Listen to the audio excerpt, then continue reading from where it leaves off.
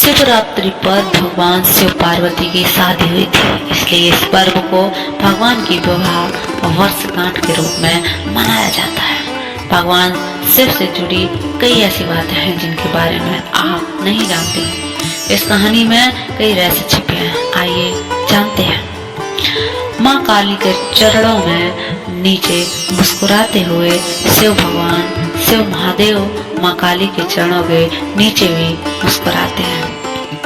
भगवान शिव क्रोध और उग्रता के प्रतीक हैं, फिर भी वह सबसे उदार रूप है। ऐसा क्यों, आइए बताते हैं इसके पीछे की वजह। एक बार काली माँ बहुत ज्यादा क्रुद्ध अवस्था में थी। कोई भी देव, राक्षस, मानव उन्हें रोकने में समर्थ नहीं थे।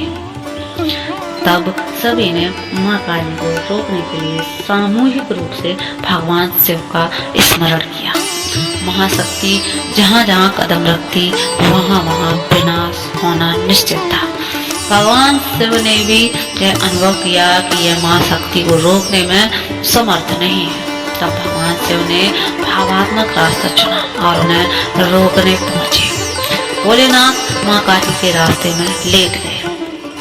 जब माँ काली वहाँ पहुंची तो उन्होंने ध्यान नहीं दिया कि भगवान शिव वहाँ लेटे हुए हैं और उन्होंने शिव की छाती पर पैर रख दिया। अभी तक महाशक्ति ने जहाँ जहाँ कदम रखा था वहाँ सब कुछ खत्म हो चुका था, लेकिन यहाँ अपवाद हुआ। माँ काली ने जैसे ही देखा कि भगवान शिव की छाती पर उनका पैर है, उनका गुस्सा शांत हो गया और वह पश्चाताप करने लगी। इस एक कहानी से हम बहुत कुछ सीख सकते हैं। यह मायने नहीं रखता कि हमारे पास कितने संसाधन हैं और हम कितने शक्तिशाली हैं। कई बार ऐसे मौके आते हैं जब हमें सोच समझकर परिस्थितियों को संभालना पड़ता है। हर मुश्किल का हल निकाला जा सकता है अगर सूझबूझ से फैसला लिया जाए। माँ पार्वती की ली थी परीक्षा। हमसे कुछ लोग ही जानते हैं कि भगवान शिव ने माँ पार्वती की परीक्षा ली थी।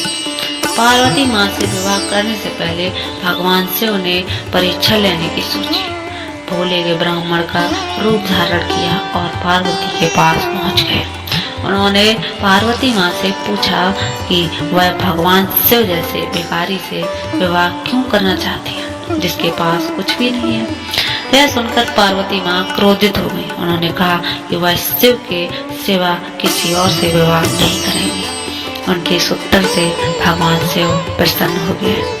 वह अपने असली रूप में सामने आ गए और पार्वती से विवाह करने को राजी हो गया।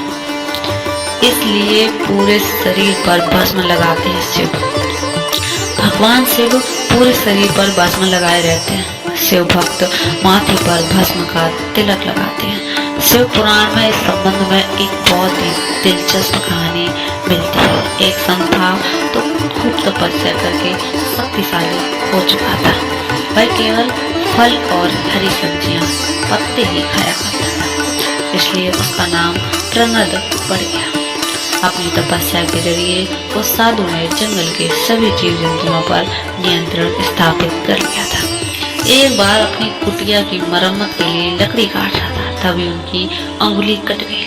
साधु ने देखा कि अंगुली से खून बहने के बजाय पौधे का रस निकल रहा है। साधु को लगा कि वह इतना ज्यादा पवित्र हो चुका है कि उसके शरीर में खून नहीं बल्कि पौधों का रस बह चुका है। उसे उस बात की बहुत ज्यादा खुशी हुई और वह घमंड से भर गया। जब साधु ने खुद को दुनिया का सबसे पवित्र शख्स मान लेने लग गया तो भगवान शिव ने जब यह देखा तो उन्होंने एक बूढ़े का रूप धारण कर लिया और वहां पहुंच गए। बूढ़े व्यक्ति के भेष में छिपे भगवान शिव ने साधु से पूछा कि वह इतना खुश क्यों है। साधु ने वजह बता दी। सब बात जानकर उससे पूछा कि ये पौधा और फलों का रस ही तो है, लेकिन जब पेड़ पौधे जल जाते हैं तो वह भी राख बन जाते हैं।